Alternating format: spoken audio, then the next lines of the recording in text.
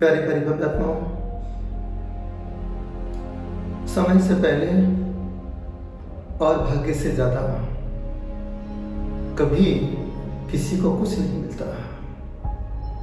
आज दुनिया भाग रही है, व्यापारी व्यापार के लिए भाग रहा है, बच्चे पढ़ाई के लिए भाग रहे हैं, महिलाएं मॉल की ओर भाग रही हैं, शॉपिंग के लिए भाग रही हैं, सर्विस वाला सर्विस के लिए भाग रहा है।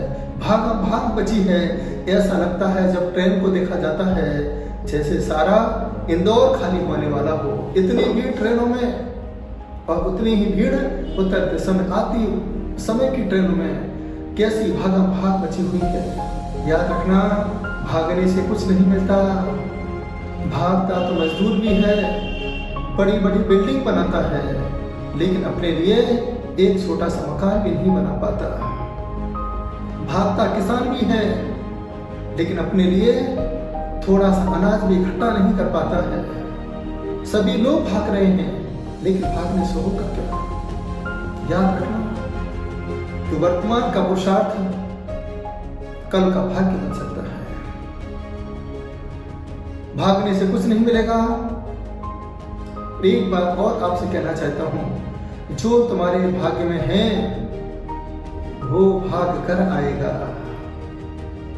यदि भाग्य में नहीं है तो आया हुआ भी भाग जाएगा, छोड़ करके चला जाएगा। इसलिए जीवन में भगवान से ही प्रार्थना करें कि मैं आपकी भक्ति कर सकूं, आराधना कर सकूं। आज अपने पास जो कुछ भी है भाग्य से ही है। जैनों के पास पैसा क्यों है? जैन संपन्न क्यों है?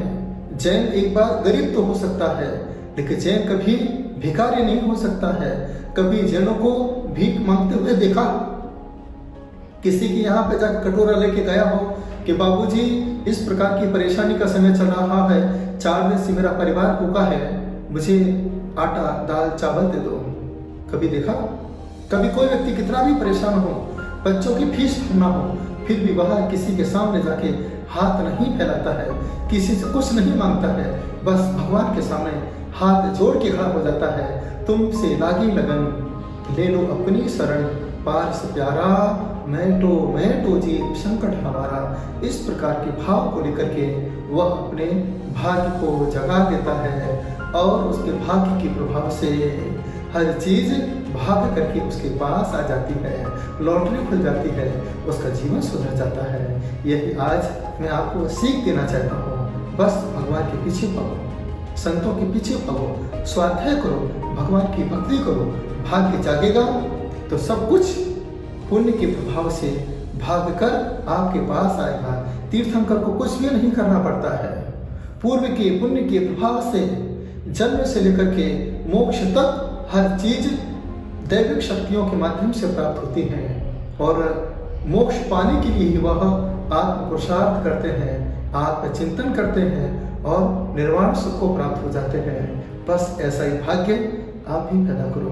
आप भी भगवान की भक्ति करते करते अपने भाग्य को जगाने का प्रयास करोगे तो यह भाग्य भाग करके आपके जीवन को आनंदित बना सकता है, प्रसन्नचित्त बना सकता है और आपकी सारी मनोकामनाओं की पूर्ति कर सकता है।